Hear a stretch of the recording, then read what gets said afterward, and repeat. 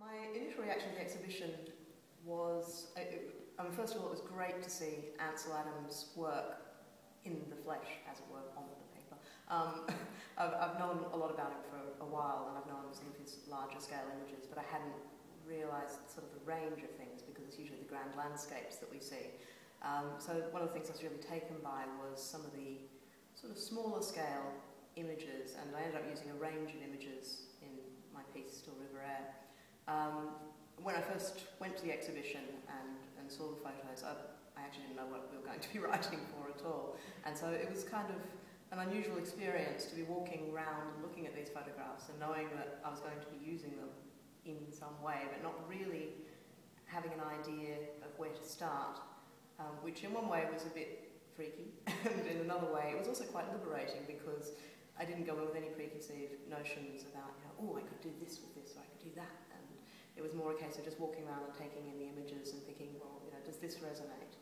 How do I feel about that? What can I use from these particular images? I've done quite a lot of pieces in the past that have been based on visual artworks. I've done a piece based on a piece by Cy Twombly, and another one that's been based on the writings of Kandinsky. So I've sort of spent quite a lot of time thinking about visual art in musical terms. So it was quite good to go in without having those parameters.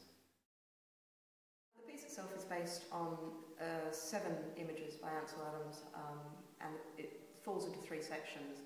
The first section is based around 2 particular images, one of grasses in water and one of trees standing in a lake, which are very, very static and still, and I absolutely loved them as soon as I saw them. I spent quite a lot of time with them in the exhibition.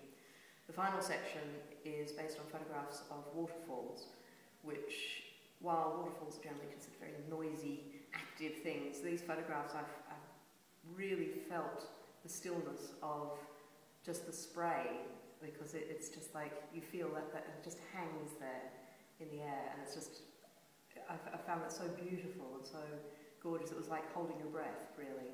And then to bridge the gap between these two, I looked at his river imagery, in particular the river rapids photographs, and chose 3 of those.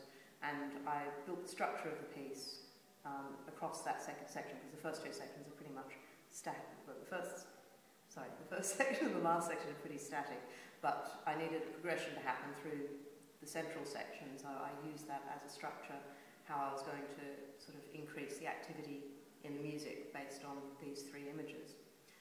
Musically, the opening of the piece, and probably the whole piece actually, because it keeps coming back, draws on a piece by Elliott Carter called Esprit Rude, Esprit Doux, which is for flute and clarinet, which I saw at the South Bank Centre in, I think it was November. And I was particularly struck by one moment in that where the flute and the clarinet are both trilling, and I love that texture, so I nicked it. And so the opening is very much about trills, especially in the woodwinds.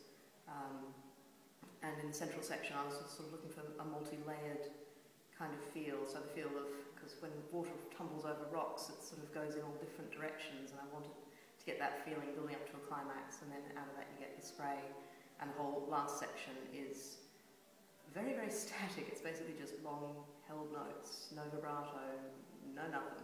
It's just changing notes and moving between the different sonorities of the instruments.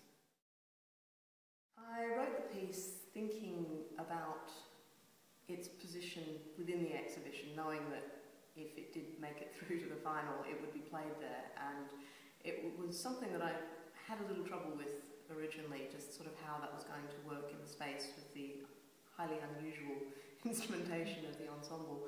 I think, ideally, I would love people to move around and look at the pictures. I think there could, though, be logistical problems, just because it's very, very quiet, a lot of it. But because especially the opening section and the final section, they're very textural. They're not really, there are melodies, but it's not something you need to follow the development of. So I'm hoping it'll work well with people drifting about and listening and looking and enjoying it.